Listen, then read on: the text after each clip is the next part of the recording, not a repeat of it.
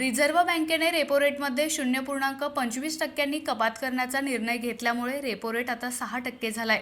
यामुळे आता कर्जाचा हप्ता कमी होणार असून रिझर्व्ह बँकेचे गव्हर्नर संजय मल्होत्रा यांनी याबाबतची माहिती दिली। फेब्रुवारी महिन्यात महागाई दर 3.61% घसरला होता, तर हाच दर जानेवारी महिन्यात 4.26% इतका होता। त्यामुळे रेपो रेटमध्ये कपात होईल अशी अपेक्षा होती। आता ही अपेक्षा खरी ठरल्याने सामान्य गुंतवणूकदारांना मोठा दिलासा मिळाला आहे। त्यामुळे गृहकर्ज, वाहन कर्ज आणि इतर कर्जावरील व्याजदरात पुन्हा मोठी कपात होईल। याचा फायदा गृहकर्ज आणि वाहन कर्जाचे हप्ते फेडणाऱ्या सामान्यांना होऊ शकतो। जागतिक अर्थव्यवस्था मंदीत जाण्याची शक्यता दिसत असताना रिझर्व्ह बँकेचा हा निर्णय चांगला मानला जात आहे।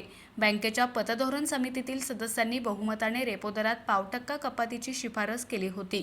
यानंतर हा निर्णय घेण्यात आला। गव्हर्नर संजय मल्होत्रा यांनी सलग दुसऱ्यांदा रेपो दरात कपात केली आहे।